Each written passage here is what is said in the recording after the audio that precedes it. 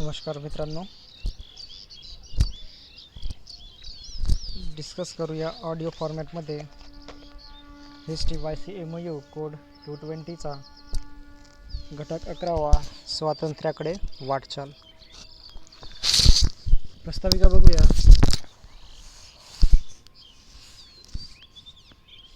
तर भारतीय स्वातंत्र्य लढ्याचे अंतिम पर्व 1942 ते 1947 अनेक महत्त्वाच्या घडामोडींनी भरलेले आहे. या पर्वातच भारत छोडो आंदोलन, आझाद हिंद सेनेचा लढा आणि भारतीय नौदलातील नाविकांचे बंड या प्रमुख घडामोडी झाल्या. भारताला स्वातंत्र्यप्राप्ती होऊन हे पर्व समाप्त झाले, परंतु प्रस्तुत घटकात या सर्व घडामोडींचा आढावा घेण्यात आला आहे. तसेच आपल्या देशाला स्वातंत्र्य मिळण्यास कारणीभूत ठरलेल्या विविध घटकांचाही परामर्श घेतला आहे. तर विषय विवेचनमध्ये भारत छोडो आंदोलन.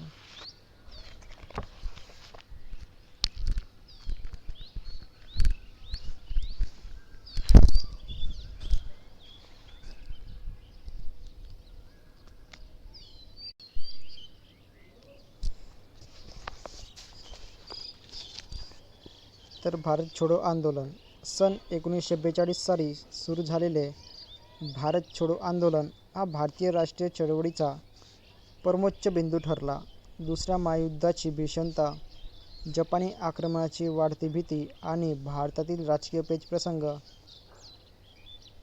तर दुसऱ्या महायुद्धाची भीषणता, जपानी आक्रमणाची वाढती भीती आणि भारतातील राजकीय पेचप्रसंग सोडवण्यात क्रिप्स मिशन शिस्ताईस आलेले अपयश या बाबीतून 1942च्या आंदोलनाची पार्श्वभूमी तयार झाली.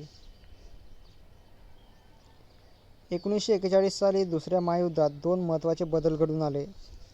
नाझी जर्मनीने 22 जून 1942 रोजी सोव्हिएत रशियावर आक्रमण करून रशियाचा बराच भूभाग पादाक्रांत केला. 7 डिसेंबर 1941 रोजी जपानने पॅसिफिकमधील पर्ल हार्बर येथे असलेल्या अमेरिकन आरमारावर अचानक हल्ला चढवला आणि जर्मनीच्या बाजूने युद्धात उडी घेतली. त्यानंतरच्या 3 महिन्यांत जपानने फिलिपाईन्स, इंडोचायना, इंडोनेशिया आणि मलाया जिंकून घेऊन 1942च्या मार्चमध्ये ब्रह्मदेशही गिळंकृत करण्यास प्रारंभ केला. ब्रह्मदेशातून जपान भारतात मुसंडी मारणार असे दिसू लागले. अशा प्रकारे महायुद्ध भारताच्या सरहद्दीपाशी आले. आशियातील रणभूमीचे क्षेत्र सिंगापूर, ब्रह्मदेश, आसाम या दिशेने भारताच्या दाराशी आले. यावेळी भारतात मात्र राष्ट्रीय सभेचा ब्रिटिश युद्धप्रयत्नांशी असहकार चालू होता. अमेरिकन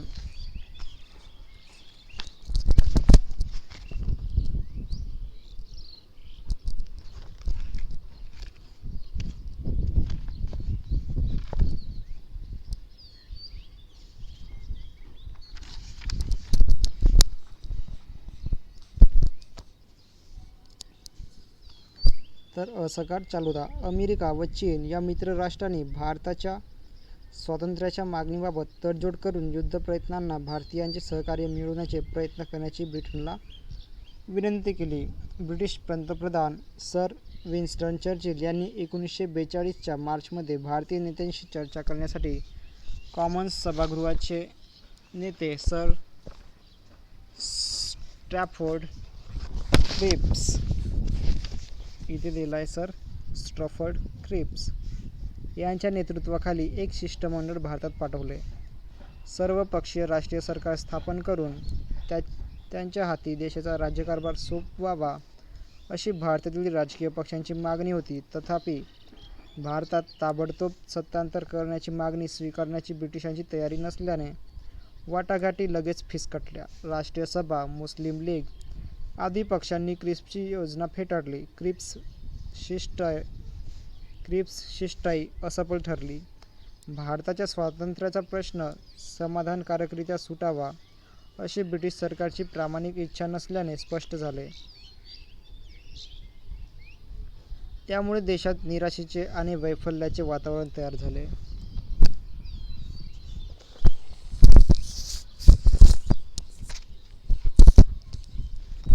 दुसऱ्या महायुद्धाची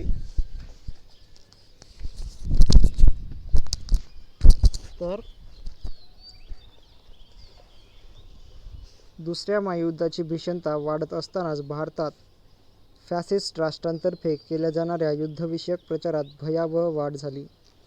बर्लिन रेडिओवरून होणारी बोस यांची भारतीय भाषांतील भाषणे अत्यंत परिणामकारक ठरली. फॅसिस्टांच्या या प्रचारतंत्राचा भारतीय जनतेवर परिणाम होऊ लागला. देशातील ब्रिटिश राजवटीविरुद्धचा असंतोष वाढू लागला. महायुद्ध काळात भारतीय जनतेला अनंत हालअपेष्टांना तोंड द्यावे लागले. जपानी आक्रमणाचा मुकाबला करण्यासाठी ब्रिटिशांनी दगधगू धोरण स्वीकारल्यामुळे भारतीय जनतेला असंख्य अडचणी सहन कराव्या लागल्या. लष्करी उपयोगासाठी सरकारने अत्याचार करून लोकांच्या जमिनी आणि घरे आपल्या ताब्यात घेतली. तसेच अनेकांच्या उपजीविकेची साधने हिरावून घेतली गेली. युद्ध परिस्थितीमुळे जीवनावश्यक वस्तूंच्या किमतीत भरमसाठ वाढ झाली. भाववाढ, टंचाई यांमुळे हैराण झालेल्या जनतेचा सरकारच्या कागदी चलनावरचा विश्वास पार उडाला. जनतेत ब्रिटिश राजवटीबद्दल कमालीचा असंतोष वाढला. ब्रिटिश साम्राज्यशाहीवर निकराचा हल्ला चढवण्याची वेळ आली आहे, असे भारतीयांना वाटू लागले. जनतेच्या मनातील या असंतोषाचा महात्मा गांधींनी कौशल्याने उपयोग करून घेण्याचे ठरवले. महात्मा गांधींनी जपानी आक्रमणाच्या संकटातून भारताची सोडवणूक करू इच्छित होते. भारतात ब्रिटिश राजवट असल्यामुळेच भारताला जपानी आक्रमणाची भीती निर्माण झाली आहे. जर ब्रिटिश भारत सोडून चालते झाले तर भारतावरील जपानी आक्रमणाचे संकट टळेल. मात्र जर ते भारतातून निघून गेले नाहीत तर भारताची स्थिती सिंगापूरसारखीच दयनीय होईल, असे महात्मा गांधीजींना वाटू लागले. 14 जुलै 1942 रोजी वर्धा येथे राष्ट्रीय सभेच्या कार्यकारिणीची बैठक झाली. त्या बैठकीत ब्रिटिशांनी भारत सोडून जावे असे सांगणारा ठराव संमत करण्यात आला. जर ब्रिटिश सरकारने हा ठराव स्वीकारला नाही तर मात्र 1920 सालापासून संपादन केलेल्या अहिंसक सामर्थ्याचा वापर करून राजकीय हक्क व स्वातंत्र्य यांच्या प्राप्तीसाठी आंदोलन सुरू करावे लागेल, असा इशाराही कार्यकारिणीने दिला. त्या ठरावावर विचार करून अनुकूल प्रतिसाद देण्यासाठी सरकारला 24 दिवसांची अवधी देण्यात आला होता, परंतु त्याचा काही उपयोग झाला नाही. 7 व 8 ऑगस्ट 1942 रोजी मुंबई येथे गवालिया टँक मैदानावर राष्ट्रीय सभेच्या महासमितीने अधिवेशन भरले. मौलाना अबुल कलाम आझाद हे या अधिवेशनाचे अध्यक्ष होते. 8 ऑगस्ट 1942 रोजी पंडित जवाहरलाल नेहरू यांनी त्या अधिवेशनात प्रसिद्ध भारत छोडो ठराव मांडला. प्रचंड बहुमताने तो संमत झाला. त्या ठरावात असे म्हटले होते की भारतातील ब्रिटिश राजवटीची तात्काळ समाप्ती ही केवळ भारताच्या हितासाठीच नव्हे तर लोकशाही रक्षणाच्या ज्या तत्त्वांसाठी अमेरिका लढत आहे त्यासाठीही आवश्यक आहे. या ठरावावर बोलताना महात्मा गांधी म्हणाले, आम्हाला ताबडतोब स्वातंत्र्य पाहिजे. संपूर्ण स्वातंत्र्याशिवाय अन्य कशानेही माझे समाधान होणार नाही. आपण एकतर स्वातंत्र्य मिळवू अन्यथा ते मिळवण्याच्या प्रयत्नात मरण पत्करू, परंतु आपली गुलामगिरी कायमची राहिलेली पाहायला जगणार नाही. त्यांनी कार्यकर्त्यांना करेंगे या मरेंगे म्हणजेच डू ऑर डाय हा मंत्र दिला. भारत छोडो ठराव संमत झाला तेव्हा सरकारशी तडजोडीचा आणखी एक प्रयत्न करून पाहण्याचे ठरले होते. त्यासाठी महात्मा गांधींनी व्हाईसरॉयना भेटणार होते. तडजोडीचे सर्व मार्ग खुंटल्यावर चले जाव आंदोलन सुरू होईल असे ठरले होते. परंतु ब्रिटिश सरकारने राष्ट्रीय सभेच्या नेत्यांना तडजोडीची संधी दिली नाही. आंदोलनाचा प्रारंभ व विकास. ब्रिटिश सरकारने राष्ट्रीय सभेचे भारत छोडो आंदोलन दडपून टाकण्याची तयारी अगोदरच करून ठेवली होती असे दिसते. 9 ऑगस्ट 1942च्या भल्या पहाटे सरकारने महात्मा गांधी व पंडित जवाहरलाल नेहरू, मौलाना आझाद, वल्लभभाई पटेल, डॉ. राजेंद्र प्रसाद, जे. बी. कृपलानी इत्यादी राष्ट्रीय सभेच्या प्रमुख नेत्यांना अटक केली. पुढील 2-3 दिवसांत देशभर धरपकडीचे सत्र सुरू होते. सरकारने राष्ट्रीय सभेच्या आंदोलनाच्या ठिकठिकाणच्या सूत्रधारांना स्थानबद्ध करून ठेवले. महायुद्धात गुंतलेल्या सरकारला युद्ध प्रयत्नांना अडथळा आणणारी चळवळ नको होती. सरकारने सुरू केलेल्या दडपशाहीमुळे देशात तीव्र असंतोष निर्माण झाला. 11 ऑगस्टपासून आंदोलनाची तीव्रता वाढतच गेली. राष्ट्रीय सभेचे प्रमुख नेते तुरुंगात असल्यामुळे चळवळीवर कोणाचे नियंत्रण नव्हते. जनतेने आपल्या कल्पनेप्रमाणे हिंसात्मक, अहिंसात्मक उघड भूमिगत मार्गांनी चळवळ चालू ठेवली. अल्पावधीत देशात जनता युद्ध सुरू झाले. सरकारची यंत्रणा खिळखिळ करून टाकण्याचे प्रयत्न सुरू झाले. महात्मा गांधी व अन्य राष्ट्रीय नेत्यांच्या अटकेच्या निषेधार्थ जनतेने देशभर उत्स्फूर्त हरताळ पाडला. हरताळ, संप, निषेध, मोर्चे, निदर्शने यांद्वारे जनतेने आपला प्रक्षोभ व्यक्त केला. तरुण विद्यार्थ्यांनी शाळा कॉलेजात हरताळ पाडून ठिकठिकाणी उग्र निदर्शनं केली आणि निषेध सभा, मिरवणुका आयोजित केल्या. अहमदाबाद येथील गिरणी कामगारांनी संप केला. त्याच प्रकारे जमशेदपूर येथील टाटांच्या कारखान्यातील कामगार दीर्घकाळ संपावर गेले. त्यामुळे युद्धाच्या उपयोगी साहित्याच्या निर्मितीत खंड पडला. सातारा जिल्ह्यात तासगाव येथील तहसील कचेरीवर राष्ट्रीय सभेच्या स्थानिक कार्यकर्त्यांनी प्रचंड मोर्चा काढला. मोर्चातील लोकांनी तेथील तहसीलदारास गांधी टोपी घालायला लावून महात्मा गांधी की जय, ब्रिटिशांनो चालते व्हा अशा घोषणा द्यायला लावल्या. सुरुवातीला उघड स्वरूपात चालणारे राष्ट्रीय आंदोलन दडपून टाकण्यासाठी ब्रिटिश सरकारने जमावबंदी आदेश, केवळ संशयावरून अटक, लाठीमार, गोळीबार इत्यादी अत्याचारी मार्गाचा अवलंब केला. पुणे व अहमदाबाद येथे प्रक्षुब्ध लोकांवर पोलिसांनी गोळीबार केला.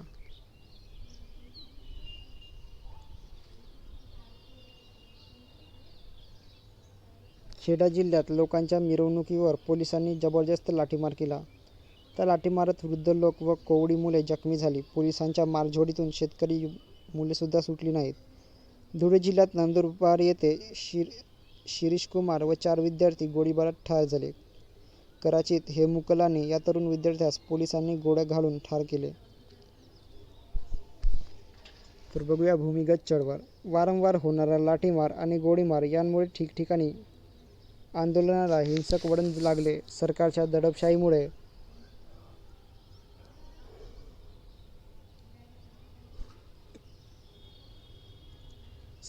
दडपशाहीमुळे उघड आंदोलन चालवणे अशक्य झाले. तेव्हा राष्ट्रीय आंदोलनातील कार्यकर्ते मोठ्या संख्येने भूमिगत झाले. लोकांनी आपापल्या कल्पनेप्रमाणे कार्यक्रम आखले व पार पाडले. जयप्रकाश नारायण, अच्युतराव पटवर्धन, डॉ. राम मनोहर लोहिया, अरुण असफ अली, एस. एम. जोशी, नाना पाटील इत्यादी भूमिगत चळवळीचे नेते होते. त्यांनी विविध मार्गांनी चळवळ तीव्र केली. लोकांनी भूमिगत कार्यकर्त्यांच्या मार्गदर्शनाखाली घातपाती मार्गाचा अवलंब करून रेल्वे मार्ग उखडणे, तारा तोडणे, पोलीस चौक्या व पोस्ट कार्यालये जाळणे, डाक बंगले, शाळा, न्यायालये इत्यादी सरकारी इमारती व रेल्वेचे डबे यांना आगी लावणे, रस्त्यावरील पूल उद्ध्वस्त करणे, सरकारी खजिने लुटणे आदी कार्यक्रम मोठ्या संख्येने पार पाडले. भारत छोडो आंदोलन काळात देशात 250 रेल्वे स्टेशनांची नासधूस करण्यात आली. 500 पोस्ट ऑफिसांवर हल्ला चढवण्यात आला. त्यापैकी 50 ऑफिसे जाळण्यात आली. 150 पोलीस ठाणी व इतर इमारती जाळण्यात आल्या. टेलिफोन व टेलिग्राफच्या तारा 3500 ठिकाणी तोडण्यात आल्या. काही अधिकारी, काही गोरे शिपाई, 30 पोलीस, 11 लष्करी शिपाई ठार झाले. मध्य प्रांतातील आष्टी येथे चौरी चौरासारखाच प्रकार घडला. पोलीस गोळीबारात 5 जण ठार झाले. तेव्हा प्रक्षुब्ध जमावाने 1 सब इन्स्पेक्टर व 4 पोलिसांना ठार केले. बंगाल व मद्रास प्रांतात लष्करी गाड्यांची मोठ्या प्रमाणात मोडतोड करण्यात आली. बऱ्याच ठिकाणी लोकांनी खेडी व शहरे यांवर तात्पुरते नियंत्रण प्रस्थापित केले. भारत छोडो आंदोलनाच्या काळात देशाच्या काही भागांत ब्रिटिश सत्ता नामशेष झाली आणि क्रांतिकारकांनी बंगालमध्ये मिदनापूर, उत्तर प्रदेशात बलिया, बिहारमध्ये भागलपूर आणि महाराष्ट्रात सातारा येथे प्रतिसरकारे स्थापन केली. यांपैकी सातारा जिल्ह्यातील प्रतिसरकार सर्वाधिक काळ टिकले. नाना पाटील, यशवंतराव चव्हाण, किसनवीर, वसंतदादा पाटील, जी. डी. लाड, नागनाथ नायकवडी इत्यादी नेत्यांनी सातारा जिल्ह्यातील भूमिगत चळवळीत महत्त्वाची कामगिरी बजावली. महाराष्ट्रात पुणे, सोलापूर, नगर, नाशिक, सातारा येथे भारत छोडो चळवळ अतिशय तीव्र होती. पुणे शहर बरेच दिवस लष्कराच्या ताब्यात होते. तर पुढचा मुद्दा आहे सरकारची दडपशाही.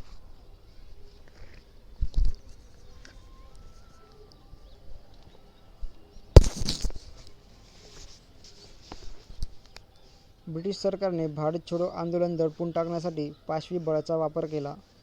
लाठीमार, गोळीमार, फटक्यांची शिक्षा या गोष्टी नित्याच्याच म्हणजे रोजच्याच.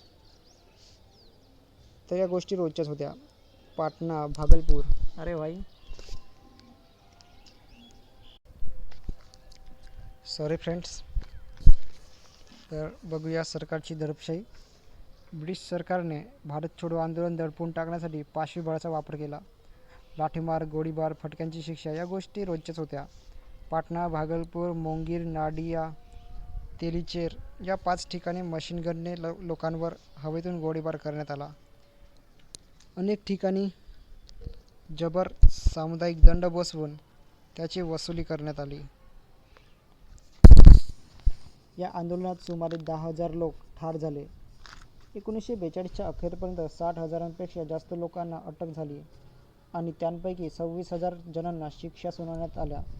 शिवाय भारत संरक्षण कायद्याखाली देशभर 18,000 लोक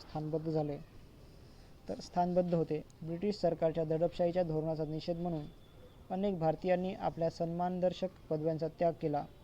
सिंध प्रांताचे तत्कालीन मुख्यमंत्री अल्ला बक्ष यांनी आपल्या सन्माननीय पदवीचा असाच त्याग केला, परंतु तेवढ्यावरून त्यांना बडतर्फ करण्यात आले. Homi Mody, Sir N. सरकार व मान्य श्री उर्फ बापूजी अने यांनी सरकारच्या धोरणाच्या निषेधार्थ व्हाईसरॉयच्या कार्यकारी मंडळाच्या सदस्यत्वाचे राजीनामे दिले. तर आंदोलनाची फलनिष्पत्ती. भारत छोडो आंदोलनातून भारतीय जनतेचा ब्रिटिश साम्राज्यशाहीबद्दलचा राग, द्वेष व स्वतंत्र होण्याचा दृढ निर्धार प्रकट झाला. भारतातील वर्चस्वाचे आपले दिवस आता भरत आले याची स्पष्ट जाणीव ब्रिटिश राज्यकर्त्यांना झाली. 1947 मधील भारतीय स्वातंत्र्याची पार्श्वभूमी तयार करणाऱ्या या आंदोलनास पूर्ण यश लाभू शकले नाही. आंदोलनाच्या अपयशास अनेक गोष्टी कारणीभूत ठरल्या. महात्मा गांधी व अन्य राष्ट्रीय नेत्यांना अटक झाल्यानंतर लोकांना मार्गदर्शन करणारा प्रभावी नेतृत्व लाभले नाही. आंदोलनाच्या नेत्यांमध्ये कृती करण्याच्या मार्गाबद्दल मतभेद होते. त्यांच्या हातून डावपेचात्मक अनेक चुका झाल्या व आपल्या पाशवी सामर्थ्याच्या बळावर, लष्कराच्या निष्ठेच्या बळावर आंदोलन दडपून टाकण्यात सरकार यशस्वी झाले.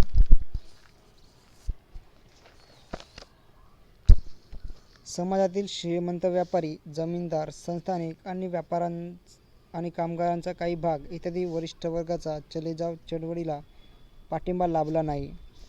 बॅरिस्टर जिनांनी मुस्लिमांना राष्ट्रसभेच्या भारत छोडो आंदोलनापासून दूर राहण्याचे आवाहन केले होते. त्यामुळे मुस्लिम समाज या आंदोलनापासून संपूर्णपणे अलिप्त राहिला. त्याशिवाय भारतातील साम्यवादी पक्षाने महायुद्ध हे लोकयुद्ध आहे असे मानून ब्रिटिश युद्ध प्रयत्नांना सहकार्य करण्याचे आणि राष्ट्रीय सभेच्या भारत छोडो आंदोलनास विरोध करण्याचे धोरण स्वीकारले.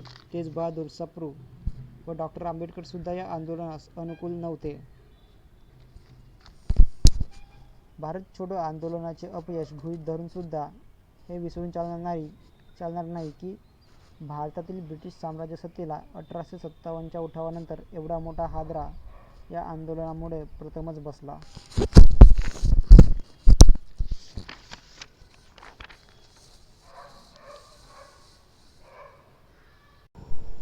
तर पुढचा मुद्दा, आझाद हिंद सेनेचा लढा.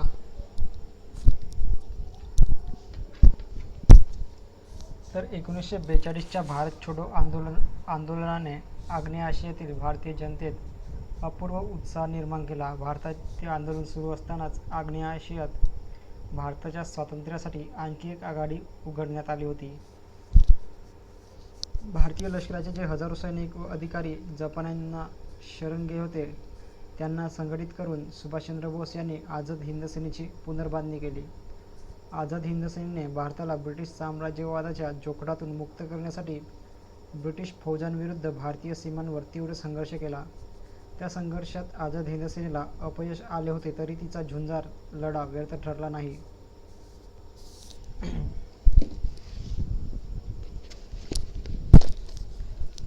तर सुभाषचंद्र बोस 1939च्या मार्चमध्ये त्रिपुरी येथे भरलेल्या राष्ट्रीय सभेच्या अधिवेशनाचे अध्यक्ष सुभाषचंद्र बोस होते. त्यावेळी जगावर दुसऱ्या महायुद्धाची छाया पसरली होती. स्वातंत्र्य आंदोलन अधिक तीव्र करून भारताला स्वातंत्र्य देण्यास इंग्रजांना भाग पाडावे अशी त्यांची भूमिका होती. या भूमिकेमुळे त्यांचे महात्मा गांधी व राष्ट्रीय सभेच्या अन्य नेत्यांशी मतभेद झाले. अखेर त्यांनी राष्ट्रीय सभेच्या अध्यक्षपदाचा राजीनामा दिला व 1939च्या मेमध्ये फॉरवर्ड ब्लॉक नावाच्या पुरोगामी गटाची स्थापना केली. महायुद्ध सुरू होताच सुभाषबाबूंनी स्वातंत्र्यप्राप्तीसाठी ब्रिटिशविरोधी लढ्याचा पवित्रा घेतला. त्यांनी सत्याग्रहाची मोहीम सुरू केली. ब्रिटिश सरकारने त्यांना तुरुंगात टाकले. तेथे त्यांनी सरकारविरोधी प्राणांतिक उपोषण सुरू केले. उपोषणामुळे त्यांची प्रकृती ढासळली. तेव्हा सरकारने 1939च्या डिसेंबरमध्ये त्यांची तुरुंगातून मुक्तता केली व त्यांच्याच घरी त्यांना नजरकैदेत ठेवले.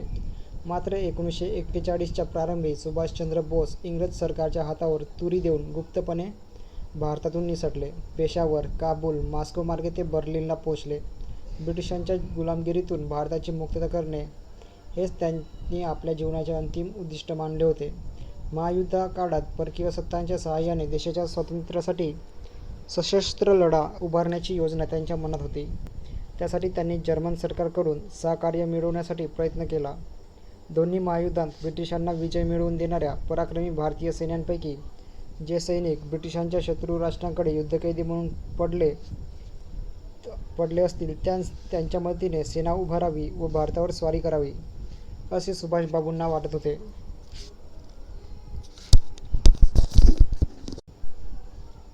तथापि जर्मन सरकारकडून त्यांना अपेक्षित सहकार्य मिळाले नाही.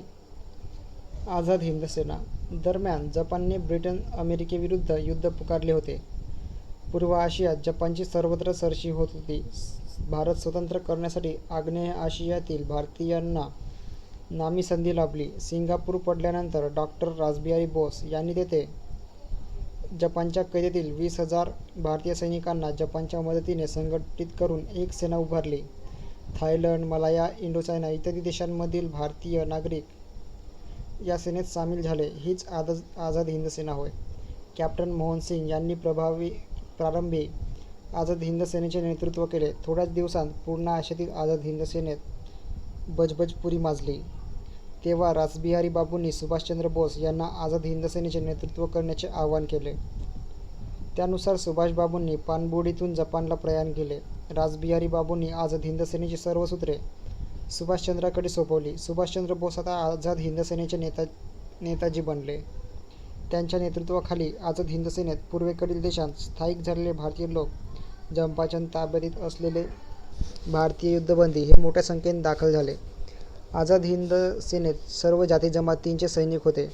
त्या सेनेत खास स्त्रियांसाठी कुमारी कॅप्टन लक्ष्मी स्वामीनाथन यांच्या नेतृत्वाखाली झाशीची राणी पलटण स्थापन करण्यात आली होती. तर आझाद हिंद सेनेची लढाई सुभाषचंद्र बोस यांनी 1943च्या जूनमध्ये सिंगापूर येथे हंगामी आझाद हिंद सरकारची स्थापना केली. तर सुभाषचंद्र बोस यांनी 1943च्या जूनमध्ये सिंगापूर येथे हंगामी आझाद हिंद सरकारची स्थापना केली. त्यांनी आपल्या नेतृत्वाखाली एक मंत्रिमंडळ स्थापन केले.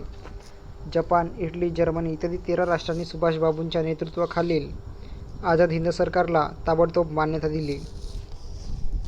सुभाषचंद्र बोस यांनी आझाद हिंद सेनेस व आशियातील भारतीय जनतेस तुम मुझे खून दो मैं तुम्हें आझादी दूंगा अशी हाक दिली. त्यांनी आपल्या फौजेस युद्धसज्ज बनवून चलो दिल्ली असा आदेश दिला. जय हिंद ही युद्धाची घोषणा बनली. नेताजींनी 24 ऑक्टोबर 1943 रोजी इंग्लंड अमेरिकेविरुद्ध युद्ध घोषित केले. दिल्लीच्या लाल किल्ल्यावर स्वतंत्र भारताचा ध्वज फडकवण्याचा त्यांनी निर्धार केला. आझाद हिंद सेनेने जपानी लष्कराबरोबर भारतीय सरहद्दीकडे कूच केली. तिने अंदमान निकोबार ही बेटे प्रथम जिंकली. नेताजींनी त्यांची नावे अनुक्रमे शहीद व स्वराज्य अशी ठेवली. 1944च्या जानेवारीत आझाद हिंद सेनेने आसामच्या सरहद्दीवरील मौड्याक हे ठाणे सर केले. त्यानंतर तिने आसाममधील मोराई, कोहिमा, मणिपूर, विष्णुपूर ही ठिकाणे जिंकून जपान्यांच्या बरोबर इम्फाळला वेढा घातला. आझाद हिंद सेनेच्या इतिहासात भारतीय सीमेवरील इम्फाळचा लढा चिरस्मरणीय ठरला. आझाद हिंद सेनेची लष्करी शक्ती मर्यादित होती. तिच्याजवळचा शस्त्रास्त्र साठा व अन्नधान्याचा पुरवठा अपुरा होता. परिणामतः आझाद हिंद सेनेच्या जवानांना हालअपेष्टा व उपासमार यांना तोंड द्यावे लागले. तरीसुद्धा ते ब्रिटिश फौजांशी प्राणपणाने लढले. परंतु 1944च्या अखेरीस दुसऱ्या महायुद्धाचे पारडे पलटू लागले. इंग्लंड अमेरिकेची सरशी होऊ लागली. जपानची पिछेहाट होऊ लागली. जपानच्या सक्रिय मदतीविना आझाद हिंद सेनेचा ब्रिटिश फौजांविरुद्ध टिकाव लागेनासा झाला. 1945मध्ये 6 ऑगस्ट व 9 ऑगस्ट या दिवशी अमेरिकेने हिरोशिमा आणि नागासाकी 1945मध्ये 6 ऑगस्ट व 9 ऑगस्ट या दिवशी अमेरिकेने हिरोशिमा आणि नागासाकी या 2 जपानी शहरांवर अणुबॉम्ब टाकले. या भयंकर संहारानंतर जपानने शरणागती पत्करली. 18 ऑगस्ट 1945 रोजी सुभाषचंद्र बोस विमानाने सायगावहून टोकियोला जात असताना त्या विमानास फॉर्मोसा बेटावर अपघात होऊन सुभाषबाबूंचे निधन झाले. जपानचा पाडाव आणि सुभाषबाबूंचे अपघाती निधन यानंतर आझाद हिंद सेनेला दुसरा शरणागती पत्करावा लागला. तर सुभाषबाबूंचे अपघाती निधन यानंतर आझाद हिंद सेनेला सुद्धा शरणागती पत्करावी लागली. आझाद हिंद सेनेने देशभक्तीचा मान आदर्श भारतीय जनतेपुढे ठेवला. देशाच्या स्वातंत्र्यासाठी तिने महान कामगिरी बजावली. आझाद हिंद सेनेच्या झुंजार लढ्याने भारतातील ब्रिटिश साम्राज्याचा डोलारा भारतीय सैनिकांच्या एकनिष्ठेच्या ज्या पायावर उभा होता तो पायाच डळमळीत झाल्याचे दाखवून दिले. तर आझाद हिंद सेनेच्या अधिकाऱ्यांवरील खटले. आझाद हिंद सेनेच्या major Shahnawaz Khan, major Jagannathrao Bhosale, colonel Dhillon, captain Sahgal, captain Lakshmi Swaminathan इत्यादी अधिकाऱ्यांवर 1945च्या नोव्हेंबरमध्ये राजद्रोहाचा आरोप ठेवून खटला भरण्यात आला. हा खटला दिल्लीच्या प्रसिद्ध लाल किल्ल्यात चालला. आरोपींचे वकील म्हणून भुलाभाई देसाई, पंडित जवाहरलाल नेहरू, तेजबहादूर सप्रू इत्यादी अनेक कायदेपंडित उभे राहिले. खटला चालू असताना आरोपींच्या मुक्ततेची मागणी देशातील सर्व थरांतील लोकांकडून होत होती. तरीसुद्धा लष्करी न्यायालयाने त्या आरोपींना दोषी ठरवून शिक्षा फर्मावल्या. त्याविरुद्ध जनतेने देशभर संतप्त प्रतिक्रिया व्यक्त केली. अखेर ब्रिटिश सरकारने आझाद हिंद सेनेच्या त्या अधिकाऱ्यांची शिक्षा रद्द करून त्यांना मुक्त केले. पुढचा टॉपिक, नाविकांचे बंड. आझाद हिंद सेनेच्या लढ्यातून प्रेरणा घेऊन लवकरच भारतीय सेनेच्या तिन्ही दलांमध्ये उठाव झाले. 18 फेब्रुवारी 1946 रोजी नाविकांनी उठाव केला. त्या दिवशीच तलवार या युद्धनौकेवर स्वातंत्र्य युद्धाचे निशाण लावले गेले. मुंबई, कलकत्ता, कराची आणि अन्य ठिकाणच्या एकूण 78 युद्धनौकांवरील नाविक बंड करून उठले. हे बंड मुंबईत 6 दिवस, कलकत्त्यात 7 दिवस, कचारीत 2 दिवस आणि मद्रासमध्ये 1 दिवस चालू होते. मुंबईमध्ये B.C. दत्त, M.S. खान आणि मदन यांनी बंडाचे नेतृत्व केले.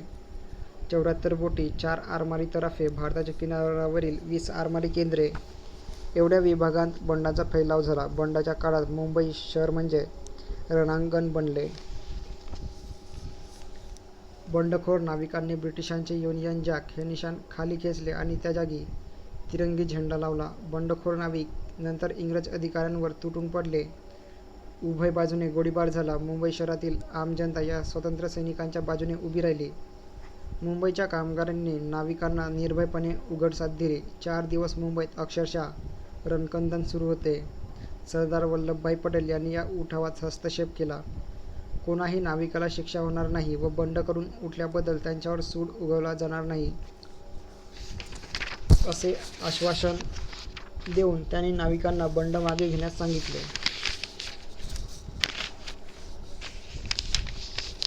अशा रीतीने रॉयल इंडियन नेव्हीतील नाविकांचे बंड 23 फेब्रुवारी 1946 अखेर शांत झाले.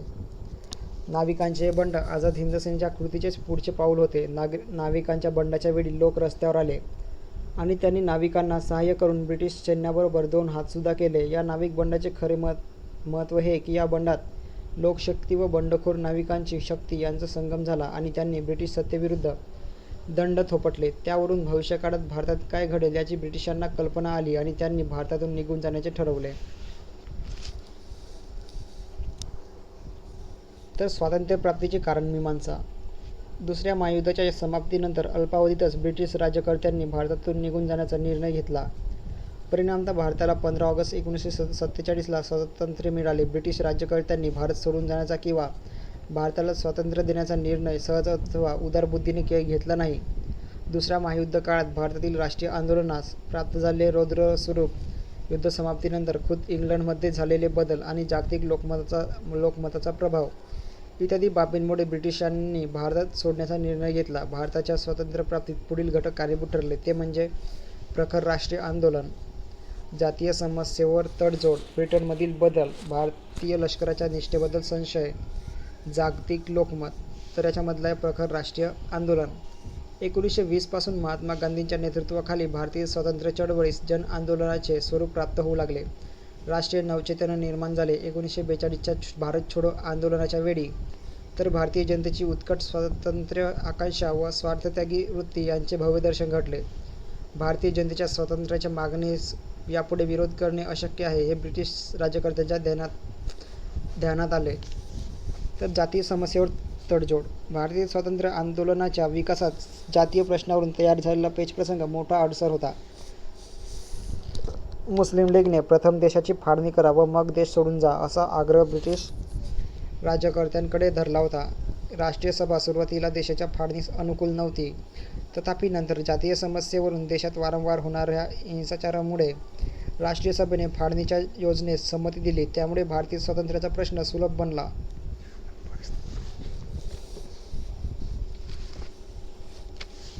तर ब्रिटनमधील बदल. महायुद्धाच्या समाप्तीनंतर इंग्लंडमध्ये निवडणुका होऊन सत्तांतर घडून आले. युद्धानंतर इंग्लंडमध्ये सत्तेवर आलेला हुजूर पक्ष निवडणुकीत पराभूत होऊन मजूर पक्ष सत्ताधारी बनला. मजूर पक्षाच्या भारतीय स्वातंत्र्याच्या प्रश्नाकडे पाहण्याचा दृष्टिकोन सहानुभूतीचा होता. मजूर पक्षीय सरकारने भारतातील सत्तांतराच्या प्रक्रियेस ताबडतोब चालना दिली. दुसऱ्या महायुद्धात झालेल्या प्रचंड जीवित व हितहानीमुळे इंग्लंडची शक्ती क्षीण झाली होती. महायुद्धात इंग्लंडचे सागरी वर्चस्व कमी झाले. नागरी जीवन अत्यंत विस्कळीत झाले. कारखाने, उद्योगधंदे यांचे अमाप नुकसान झाले. त्यामुळे एकेकाळी जगावर राज्य करणारी इंग्लंड दुय्यम दर्जाची सत्ता बनली. आपले अंतर्गत प्रश्न सोडवून विस्कटलेली घडी सावरणे हा इंग्लंडसमोरचा महत्त्वाचा प्रश्न होता. अशा स्थितीत भारताच्या महायुद्धोत्तर समस्यांना तोंड देण्यापेक्षा स्वतःची आर्थिक घडी नीट बसवणे इंग्लंडच्या हिताचे होते. शिवाय महायुद्धोत्तर काळात इंग्लंडचा भारताशी चालणारा व्यापार ब्रिटिशांना फायद्याचा ठरणारा नव्हता. इंग्लंडमधल्या बिकट आर्थिक परिस्थितीमुळे ब्रिटिश राज्यकर्त्यांनी भारत सोडण्याचा निर्णय घेतला. भारतीय लष्कराच्या निष्ठेबद्दल संशय. भारतीय लष्कराच्या निष्ठेच्या आधारावरच ब्रिटिश साम्राज्य सत्ता भारतात टिकून होती. आझाद हिंद सेनेचा लढा आणि भारतीय लष्कराच्या तिन्ही दलांत झालेले उठाव व त्यांना देशभर मिळालेला जनतेचा प्रतिसाद यामुळे ब्रिटिश राज्यकर्त्यांना भारतीय लष्कराच्या निष्ठेबद्दल खात्री वाटेनाशी झाली. त्यामुळे यापुढे आपली लष्करी बळावर भारताला गुलामगिरीत ठेवू शकणार नाही अशी जाणीव ब्रिटिश राज्यकर्त्यांना झाली आणि त्यांनी भारत सोडण्याचा निर्णय घेतला. जागतिक लोकमत. भारतातील राष्ट्रीय चळवळ व तिला लाभलेले महात्मा गांधींचे असामान्य नेतृत्व यांचे जगभर पडसाद उमटले. अमेरिकेचे राष्ट्राध्यक्ष फ्रँकलिन रूझवेल्ट आणि अमेरिकन जनता भारतीय जनतेच्या स्वातंत्र्याच्या मागणीस अनुकूल होती. युद्धोत्तर काळात अमेरिकेच्या आर्थिक सहकार्याची इंग्लंडला नितांत गरज असल्याने ब्रिटिश राज्यकर्ते अमेरिकेतील लोकमताचा दबाव झुगारू शकले नाहीत. अमेरिकेप्रमाणे रशिया व चीन यांनी भारताला स्वातंत्र्य देण्याबाबत इंग्लंडवर दडपण आणले. ब्रिटिश राज्यकर्त्यांच्या भारत सोडून जाण्याच्या निर्णयावर जागतिक लोकमताचा ब्रिटिश राज्यकर्त्यांचा भारत सोडून जाण्याच्या निर्णयावर जागतिक लोकमताचा निश्चितच प्रभाव पडला.